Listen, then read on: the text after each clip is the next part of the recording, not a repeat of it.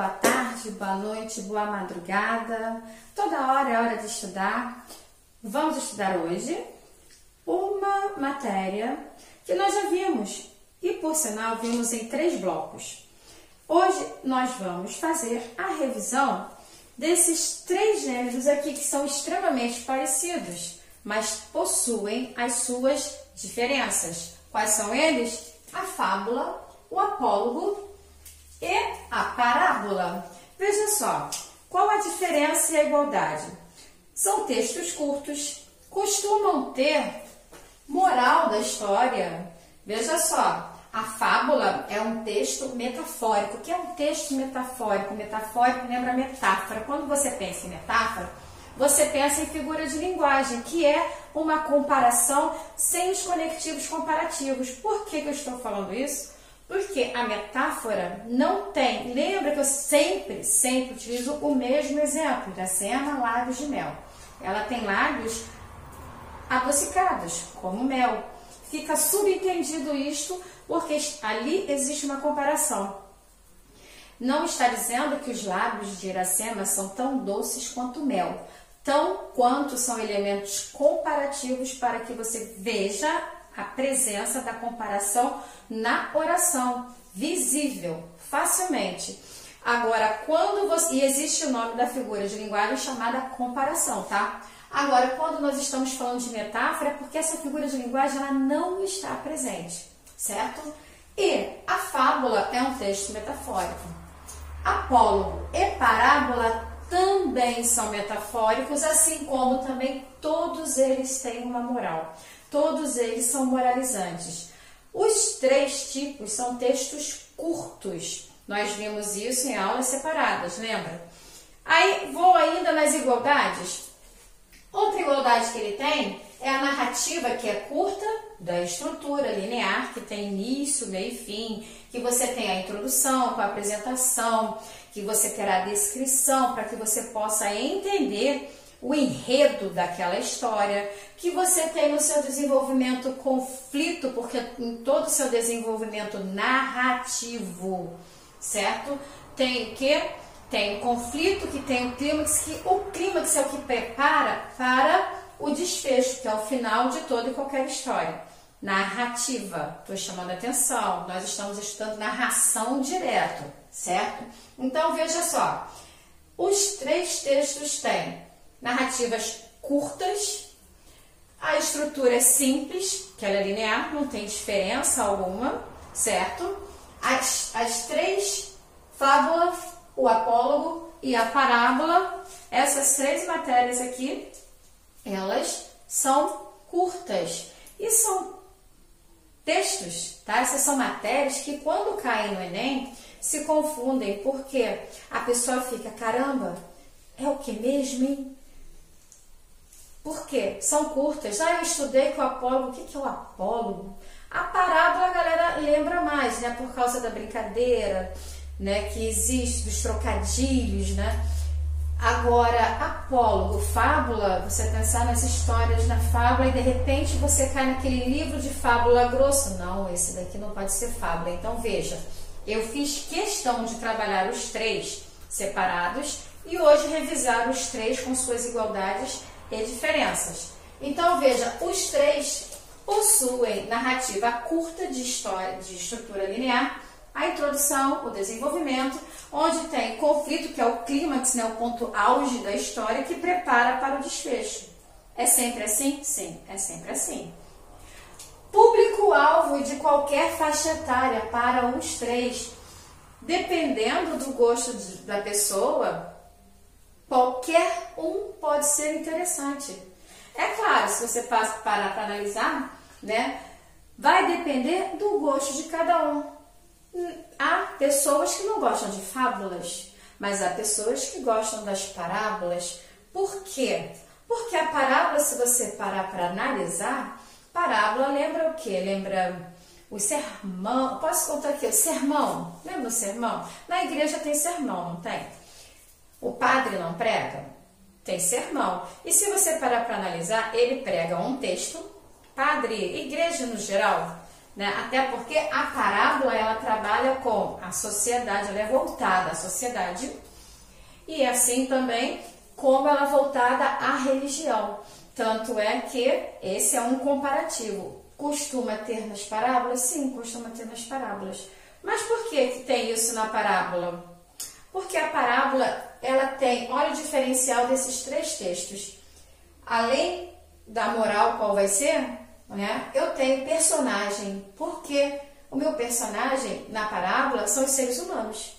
Então, muitos podem gostar mais da parábola, adultos principalmente podem gostar mais do que o apólogo e a fábula. Motivo? Porque aqui você vai ter que trabalhar no mundo da fantasia, o mundo imaginativo. Veja, como eu coloquei, a parábola, eu tenho personagem o ser humano. No apólogo, eu tenho personagens, seres inanimados com comportamentos dos seres humanos, semelhantes aos seres humanos. Aqui, no apólogo, são os animais. Na fábula, não são os animais, são os seres inanimados. Apólogo, seres inanimados, certo? Agora, na fábula, são os animais. Então, veja, este é um diferencial. Quando você for fazer uma prova onde haja interpretação textual, no Enem costuma cair e muitos se perdem porque não sabem quais são as igualdades e as diferenças. Mas tem lá para você letra A, letra B, letra C, e vai ter uma parábola, vai ter o apólogo, vai ter a fábula, e caberá você conseguir interpretar de acordo com aquilo que você tem de conhecimento já adquirido. Pois bem, olha que facilidade, já estou colocando para vocês, além de ter feito separadamente, nessa única aula, tem aqui fábula, personagem, animais. Apólogo, personagens, seres inanimados. Parábola, personagem, seres humanos. Este é um diferencial de todos. É um diferencial de todos. Por que eu não falei 1, 2? Não foi erro de português não, tá? Foi proposital. Foi porque eu tenho esse como um diferencial. No entanto, que eu não falei ainda, quando eu me refiro lá em cima no texto, eu falei do texto metafórico, não foi? Aí imediatamente eu fui para as igualdades e parei na desigualdade mais visível, uma vez que você identifique fábula com os animais, apólogo com os seres inanimados e a parábola com os seres humanos, você já tem mais de 70% da questão conquistada. Agora é só você verificar o que está ali sendo solicitado, que você não errará de jeito nenhum. Como é que é mesmo? Fábula, animais, que têm comportamentos semelhantes aos seres humanos, certo?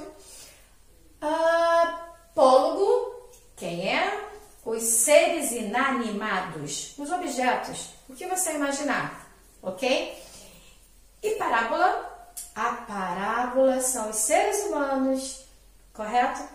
Todos têm metáfora, texto metafórico. No entanto, há uma outra diferença. Qual? A moral da história. Por quê?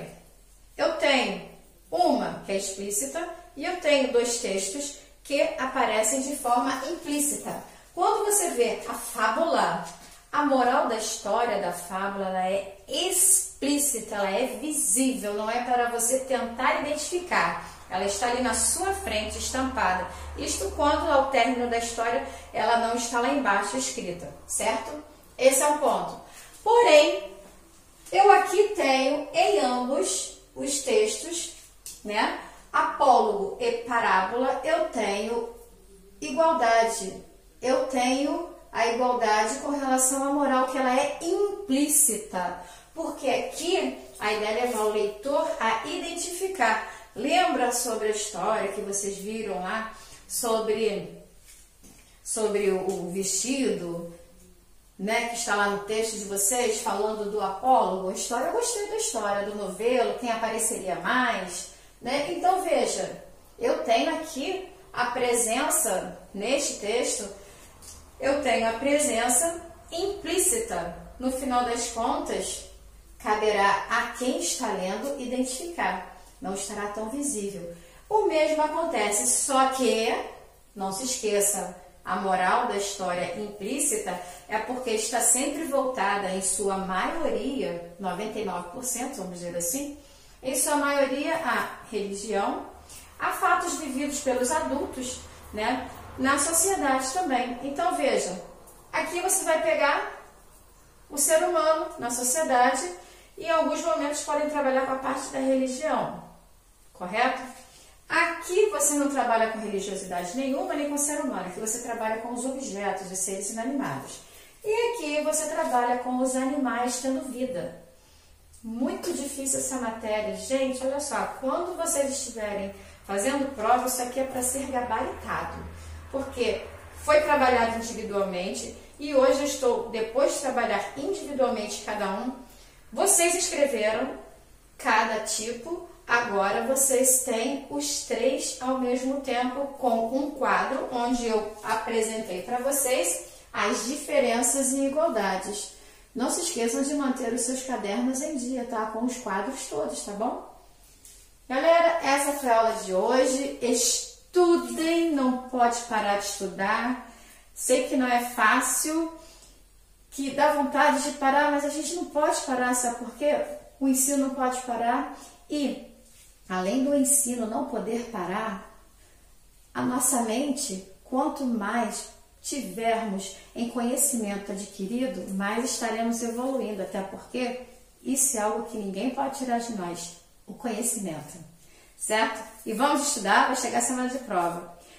Espero que vocês tenham gostado da diferença da matéria, que eu coloquei, igualdades e diferenças. Resumi, para ficar legal para vocês. E quando eu quiser fazer um trabalho para vocês aqui, uma questão, vocês vão montar os 3 assim, ó, brincando. Saudade de vocês. Até a próxima.